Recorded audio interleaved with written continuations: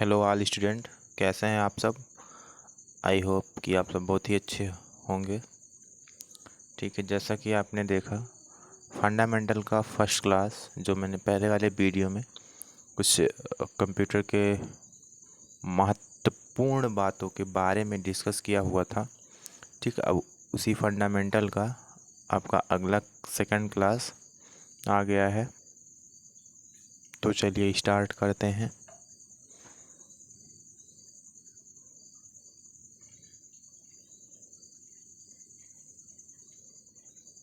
ये क्या है कि कंप्यूटर ऑफ मेमोरी, ये जो कंप्यूटर की मेमोरी होती है वो कितने प्रकार की होती है, चलिए इसमें देखते हैं। यहाँ पे दिया गया कि ये दो प्रकार की होती हैं। कौन कौन से? एक प्राइमरी मेमोरी और दूसरी सेकेंडरी मेमोरी। चलिए इन दोनों का उपयोग, ठीक है, पहले हम आते हैं प्राइमरी मेमोरी में।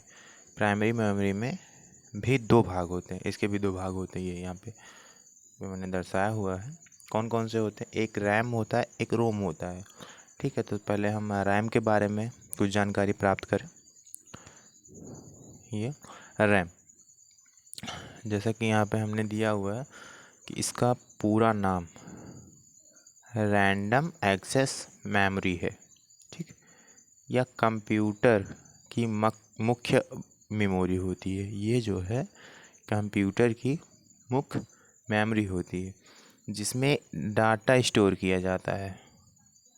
इसमें डाटा तब तक स्टोर रहता है जब तक पावर सप्लाई ऑन रहती है।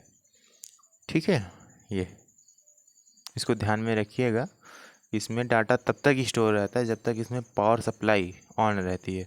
अगर पावर सप्लाई गई तो डाटा भी गया। ठीक है, आइए अगला देखते हैं। जैसा कि वहाँ पे रैम के बारे में हमने बताया, देखिए ये होता है आपका, ये आपका रैम है, रैंडम एक्सेस मेमोरी। ठीक है, अगला चलिए। रैंडम एक्सेस मेमोरी के भी दो भाग होते हैं। कौन कौन से होते हैं? एक बास मेमोरी हो गया, एक एक्सटेंडेड मेमोरी हो गया। तो बास मेमोरी में यह मेमोरी कंप्यूटर में फिक्स मेमोरी होती है। इसकी कैपेसिटी 640 केबी होती है। ठीक, अब ये केबी क्या है? तो पहले वाले वीडियो में हमने केबी, जीबी, जेडबी, सीजेड ये सब हमने दिया हुआ है लास्ट में, तो वहाँ पे आप जाइए, उसको देखिए और समझिए। इस मेमोरी का प्रयोग डॉस की फाइल के लिए प्रयोग किया जाता है। ठीक, इस जो ये हमारा बाश मेमोरी है, इसका उपयोग डॉस की फाइलों के लिए किया जाता है। ठीक है, चलिए अगली क्या है? Extended memory. ये यहाँ मेमोरी भी कंप्यूटर में फिक्स होती है। ये जो मेमोरी होती है ये भी कंप्यूटर में ही फिक्स होती है। इस मेमोरी की कैपेसिटी 640 केबी होती है। इसको कंप्यूटर सिस्टम में अलग से चिप लगाकर प्रयोग किया जाता है। ठीक है, इस मेमोरी का प्रयोग विंडो फाइल के लिए किया जाता है।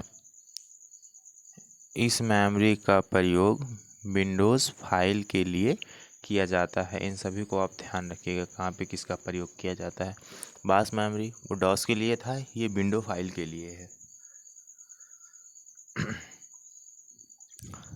चलिए रोम, मैंने एक रैम बताया, एक प्राइमरी मेमोरी में एक रैम हो गया, दूसरा रोम हो गया, तो मैंने रैम के बारे में बताया। अब अगला क्या है? रोम।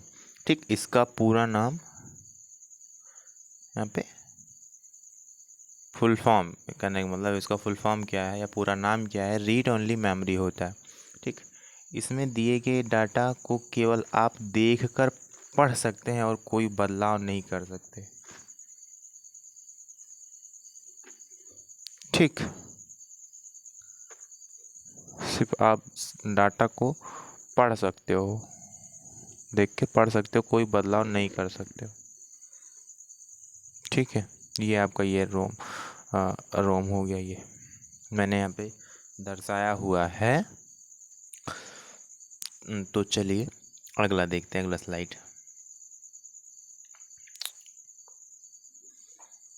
चलिए, रोम के रीड ओनली मेमोरी के 3 प्रकार होते हैं। कौन कौन से होते हैं इसको हम देखते हैं।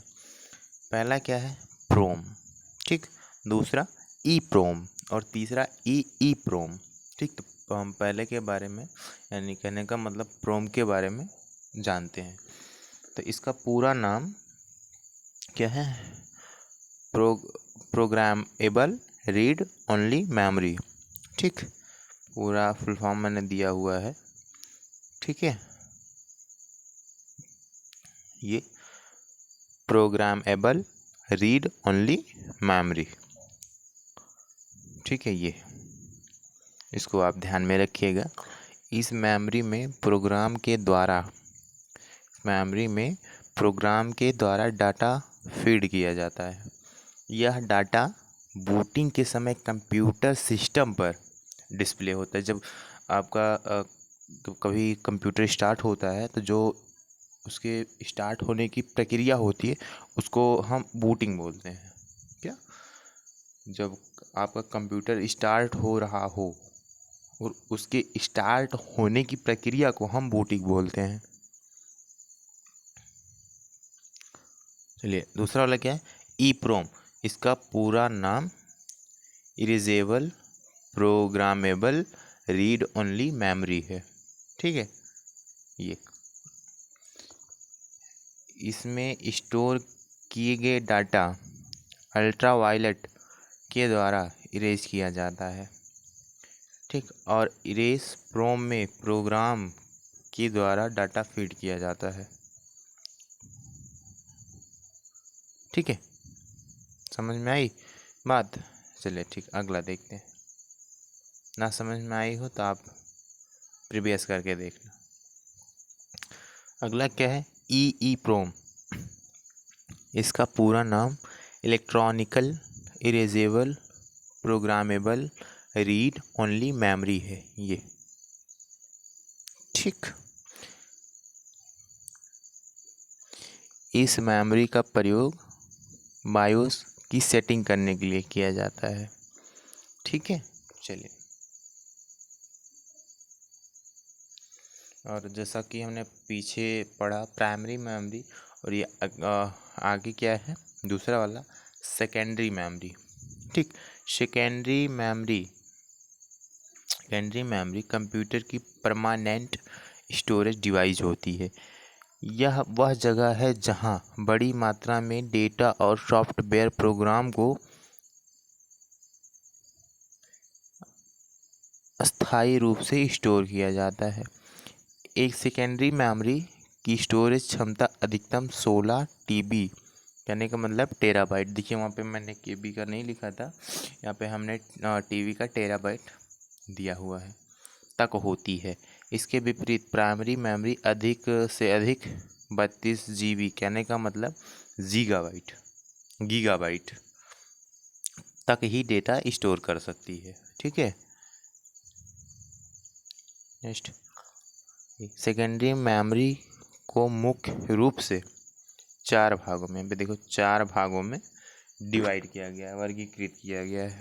वो 4 भाग कौन कौन से हैं, पहला हार्ड डिस्क हो गया, दूसरा फ्लॉपी डिस्क हो गया, तीसरा कॉम्पैक्ट डिस्क हो गया, और चौथा मैग्नेटिक डिस्क हो गया। तो चलिए ठीक, इसको इन सबको भी हम और आप देखते हैं। ये पहला जैसा कि यहाँ पे पहला हार्ड डिस्क था, तो यहाँ पे मैंने हार्ड डिस्क की आपको दिखाया हुआ है। ये आपका हार्ड डिस्क होगा, कंप्यूटर में जो CPU में लगता है हार्ड डिस्क, यहाँ पे हमने फिगर के माध्यम से आप सभी को समझाने के लिए दर्शाया हुआ है। चलिए अगला देख लेते हैं, फ्लॉपी डिस्क था, तो ये आपका फ्लॉपी हो गया, ये फ्लॉपी डिस्क है ये, और ये इसका ड्राइव है। ये फ्लॉपी डिस्क जो है इसी ड्राइव में लगता है, ठीक है। और ये कम्पैक्ट डिस्क, जिसको हम और आप सीडी बोलते हैं, ठीक, वो डीवीडी वगैरह में लगता नहीं है, उसी वही है आपका कम्पैक्ट डिस्क, ये सीडी।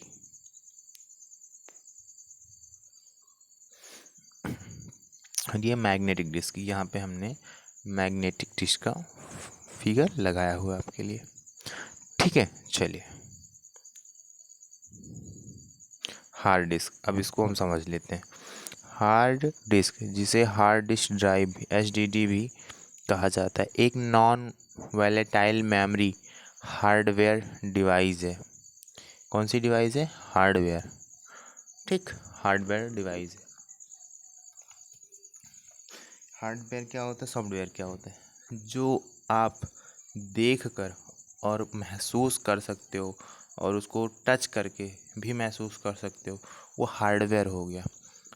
और सॉफ्टवेयर, जो आप सिर्फ उसको देख कर महसूस कर सकते हो, देख सकते हो, उसको छू नहीं सकते हो, टच नहीं कर सकते, वो आपका सॉफ्टवेयर हो गया, ठीक है। जैसे वेबसाइट वगैरह हो गया, ये आपका सॉफ्टवेयर है, ठीक है। जैसे आप मोबाइल में होता है सॉफ्टवेयर भी डाल दो, ये सब नहीं चल रहा है, हैंग कर रहा है, जो हैंग के हिसाब से जो आता है, वो कहते नहीं हो कि आप सब भैया ये हैंग कर रहा है, सॉफ्टवेयर वगैरह जो इसमें बेटर पड़े वही डाल दो, ठीक। तो आपका वो सॉफ्टवेयर सिर्फ आप उसको महसूस कर सकते हो देख के, बस, और कुछ नहीं। हार्डवेयर क्या हो गया? आप देखो भी, उसको टच भी करो, उसको छुओ, महसूस करो, तो वो आपका हार्डवेयर होता है, ठीक है। यहाँ पे हार्ड डिस्क का नाम कंप्यूटर डाटा, हार्ड डिस्क का काम कंप्यूटर डाटा को स्थायी रूप से संग्रहित, परमानेंटली स्टोर और पुनर्प्राप्त, रिट्राइव करना होता है, ठीक। इसको जो आप कुछ उसको डाटा देंगे हार्ड डिस्क में, वो सेव होता रहेगा, और जब भी आपको ज़रूरत लगेगी कि मुझको जो हमने दिया हुआ है उसको, वो मुझे चाहिए, मुझे ज़रूरत है, तो आपको कुछ नहीं करना, ओपन करना, वो सेव किए रहेगा, आपको दिखाएगा जैसा आपने वहाँ पे सेव किया है, ठीक है। चलिए, ठीक। फ्लॉपी डिस्क एक डाटा स्टोरेज डिवाइस होता है, यह भी एक डाटा स्टोरेज डिवाइस होता है, या एक हार्डवेयर डिवाइस है